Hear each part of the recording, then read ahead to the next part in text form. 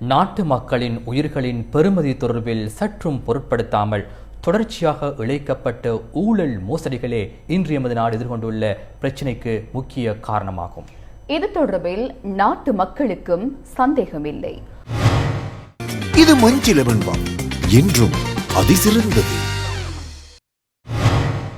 மக்களால் தெரிவு செய்யப்பட்டு மக்களிடமே சூறையாடி இன்பங்களை அனுபவித்து இன்றும் சட்டத்திலிருந்து விடுபட்டு சுதந்திரமாக நடமாடுவோர் ஏராளம். மீண்டும் மக்கள் தீர்மானிப்பதற்கான சந்தர்ப்பம் வந்துள்ளது. மறப்பதற்கு முன்னர் மீண்டும் நினைவுபடுத்த நாம் எண்ணினோம். எமது நாட்டுக்கு என்ன நடந்தது? இது தொடர்பில் முதலாவது பதிவு இது.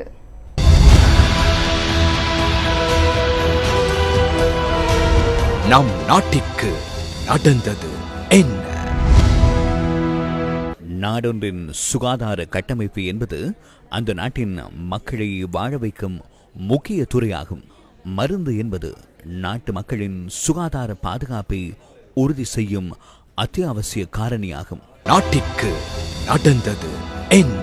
எமது நாட்டின் சுகாதார துறைக்கு நடந்தது என்ன?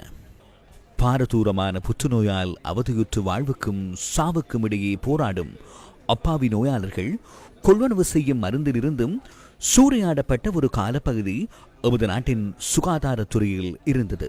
அண்மையில் பதிவான ஹியூமன் ஹிமியூனோகுளோபியூலின் கொடுக்கல் வாங்கல் இதனை உறுதிப்படுத்தும் ஓர் சான்றாகும். நாட்டிற்கு நடந்தது என்ன? புற்றுநோய் ஒழிப்புக்காக பயன்படுத்தப்படும் ரிட்டுக்சிமேப் கொடுக்கல் வாங்கலும் இதற்கு சான்று பகர்கிறது. ரிட்டுக்சிமேப் என்பது புற்றுநோயால் ஒருவர் வாழ்வதற்கான இயலுமையை 15% அதிகரிக்கக்கூடிய ஒரு மருந்தாகும். நாட்டு மக்கள் பொருளாதார நெருக்கடியால் அவதியுற்ற போது இறக்குமதி செய்யப்பட்ட இந்த 2 வகை மருந்துகளுக்கு பதிலாக நீர் அல்லது வேறு திரவம் அடங்கியிருந்தமை நீதிமன்றத்திலேயே உறுதி செய்யப்பட்டுள்ளது. இந்த ஊழல் உறுதிப்படுத்தப்படுவதற்கு முன்னதாகவே ஹியூமன் ஹிமியூனோகுளோபியூலின் மருந்து குப்பிகள் 3985 2985 குப்பிகள் நாடளாவிய ரீதியில் உள்ள பிரதான வைத்தியசாலைகளில் நோயாளர்களுக்கு வழங்கப்பட்டிருந்தன. கொடுக்கல் வாங்கலை செய்தவர்கள் கண்டுபிடிக்கப்பட்டாலும் இந்த திருட்டு மருந்து ஏற்றப்பட்ட நோயாளர்களுக்கு நடந்தது என்ன என்பது இன்னமும் வெளிக்கொணரப்படவில்லை. ரிட்டுக்சிமேப் புற்றுநோய் கொல்லி மருந்து எனும் பெயரில் தயாரிக்கப்பட்ட திருட்டு மருந்து அம்பாறை, சீமாட்டி, ரிச்வே, ஹம்பாந்தோட்டை, குருநாகல், பேராதனை, நுவரேலிய வைத்தியசாலைகளுக்கு விநியோகிக்கப்பட்டிருந்தது. உரிய அனுமதியின்றி ஆரம்பிக்கப்பட்ட ஐசோலேஸ் பயோடெக் என்ற நிறுவனமே இந்த 2 திருட்டு மருந்துகளையும் விநியோகித்திருந்தது. நாட்டிற்கு நடந்தது என்ன? நோயாளர்களின் உயிர் தொடர்பில் கவனம் செலுத்தாது எவ்வாறு இந்த மோசடியை செய்தனர்? 2022 ஆண்டிலேயே நாம் வெளிநாட்டு கடனை மீள செலுத்தப் போவதில்லை என அறிவித்தோம். நாடு வங்குரோத்து நிலையை அடைந்துள்ளதாக இந்த அறிவிப்பு வெளியிடப்பட்டிருந்தது. டாலர் இல்லை, வங்கிகளில் கடன் கடிதங்களை திறக்க முடியவில்லை, விநியோகஸ்தர்கள் முன்வரவில்லை போன்ற காரணங்களை கூறி நாட்டில் பாரிய மருந்து தட்டுப்பாடு நிலவுவதாக அறிவிக்கப்பட்டது.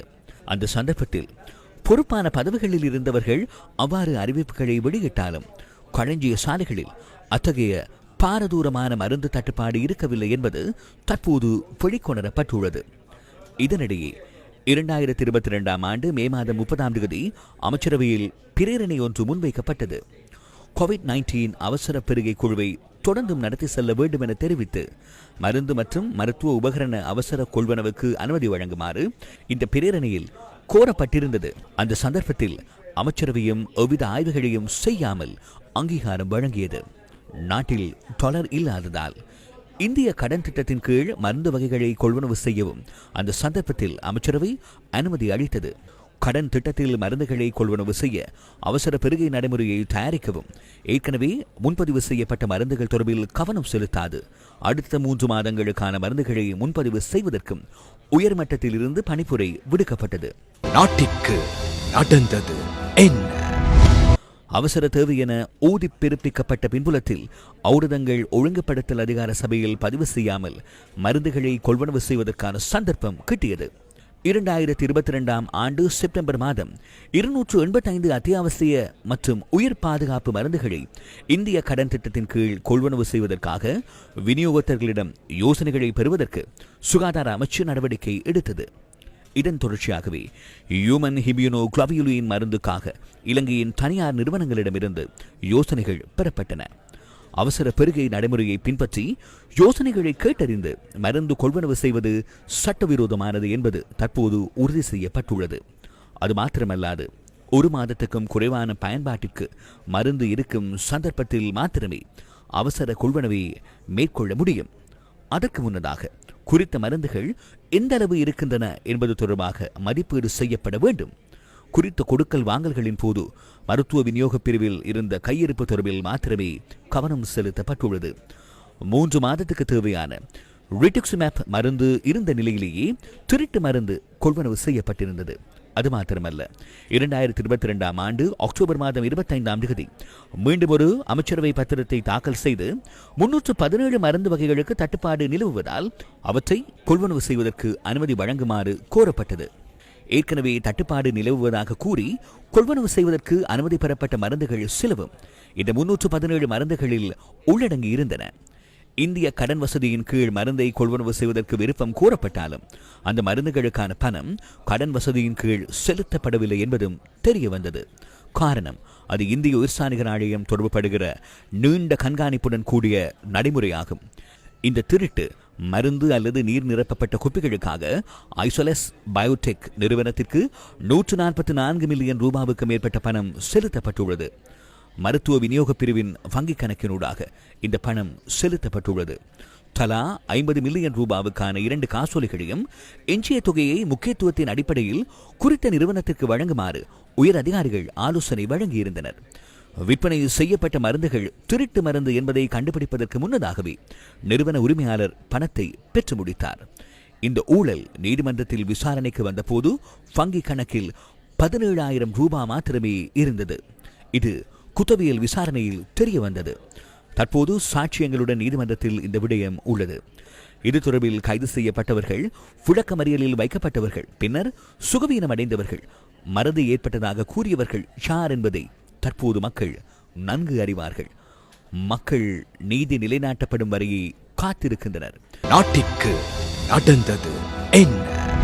20க்கு மேற்பட்ட நோயாளர்களின் கண்களுக்கு பாதிப்பை ஏற்படுத்திய பிரெட்னிசெலோன் மருந்து நினைவில் உள்ளதா?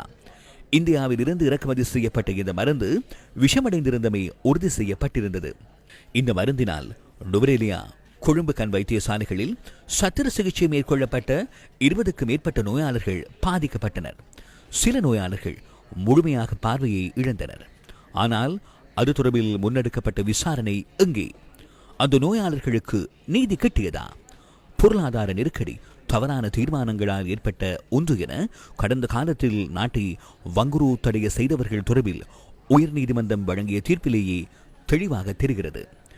இவ்வாறு நாட்டை நெருக்கடிக்குள் தள்ளி மக்கள் துன்பப்படும் போது அந்த மக்கள் தொடர்பில் கரிசனை கொள்ளாமல் அப்பாவி புற்றுநோயாளர்களுக்கு வழங்கப்படும் மருந்துகளிலிருந்தும் கொள்ளையடித்த குழுவினர் எமது நாட்டில் இருக்கின்றனர். அவர்களை மீண்டும் மீண்டும் நாட்டு மக்களை பிரதிநிதித்துவப்படுத்துவதற்காக நியமிப்பதற்கு முன்னதாக ஏற்கனவே செய்த குற்றங்களுக்காக சட்டத்தின் முன் தண்டனை கிடைக்க வேண்டும் அல்லவா? இனியும் காலம் தாழ்த்தாமல் நீதி நிலைநாட்டப்படுவதை காண்பதை மக்களின் எதிர்பார்ப்பு அல்லவா?